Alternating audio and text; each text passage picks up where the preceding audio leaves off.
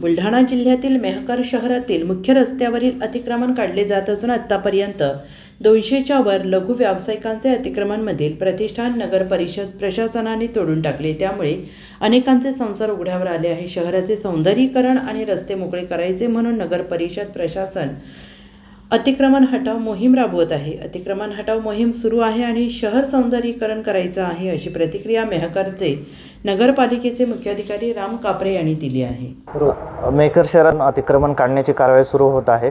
या कारवाईमध्ये आपल्याला शासनाच्या सर्व विभागाचं सहकार्य मिळालेलं आहे।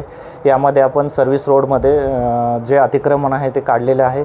तसेच काही लोकांच्या बिल्डिंग लाईनमधील अतिक्रमण काढलेलं आहे। तसेच शासकीय जागेवर जे बिल्डिंग लाईनमध्ये येतात, जे नियमानुसार तिथे आपल्याला कोणत्याही प्रकारचं बांधकाम करता येत नाही, अशा ठिकाणचं आपण अतिक्रमण काढलेले आहे।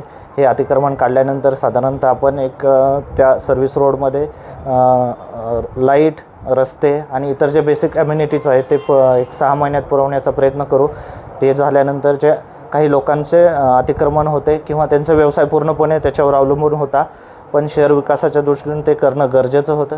त्यामुळे ज्यांच्यावर अन्याय झाला आहे असं वाटत असेल त्यांना आपण पर्यायी जागेची किंवा इतर काही शासनाच्या नियमानुसार व्यवस्था करता येईल ते करण्याचा आपण 100% प्रयत्न करू।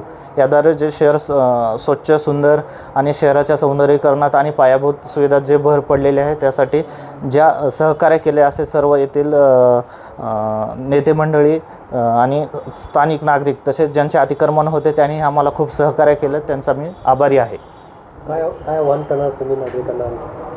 आम्ही नागरिकांना असं आवाहन करू इच्छितो, आपण जर शहरातील आता अतिक्रमण काढलं ते काढताना बऱ्याच जणांचे नुकसान झालेलं आहे। ते नुकसान आमच्यासाठीही योग्य नाही आणि आपल्यासाठी योग्य नाही। तर आम्ही तुम्हाला शहरवासियांना ह्या अशा पद्धतीने आवाहन करू इच्छितो की भविष्यात आपण ही अतिक्रमणीय जागेवर कुठलंही बांधकाम करू नये, ज्याद्वारे तुमचं नुकसान होईल। तर आपले नुकसान टाळण्यासाठी व शहराच्या पायाभूत सुविधेला भर घालण्यासाठी आपण शहराला आणि प्रशासनाला सहकार्य करावे।